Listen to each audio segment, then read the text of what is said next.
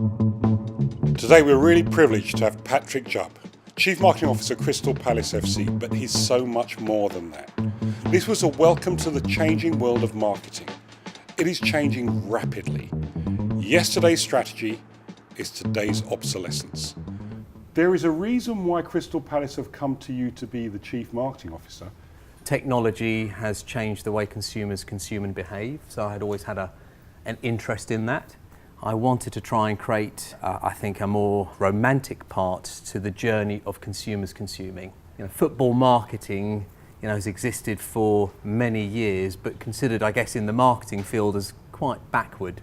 So I'm reshaping the club to realise a future growth opportunity, and the marketing engine itself needs rebuilding and reshaping in order to ignite that opportunity where it predominantly exists online. So explain to us, public relations for technology companies, what did you actually do? I set up the first technology practice for Shandwick in London. You're representing them to groups of influencers. Predominantly there's the influential world of journalism and media. You are helping chaperone and shape that relationship. You are helping the team to get the best out of that relationship, to look after the clients in the right way. So when you're thinking about going to somewhere like Vodafone in Australia, do you think just the brand? Do you think the values of the organisation, or does the boss come into it as well?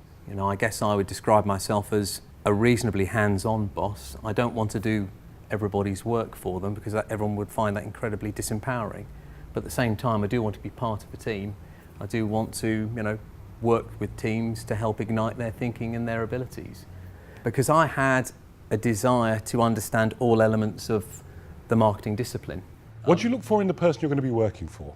I think an accessibility, really importantly. You shouldn't feel like there's something wrong with you inside the company where you work. You either click with the culture or you don't.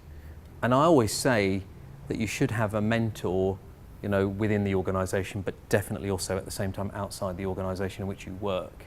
The culture is really important, because there's no point in being good and no point in you knowing your trade or being an intellectual or being the brightest person in the room if you can't build trusted relationships with peers and seniors.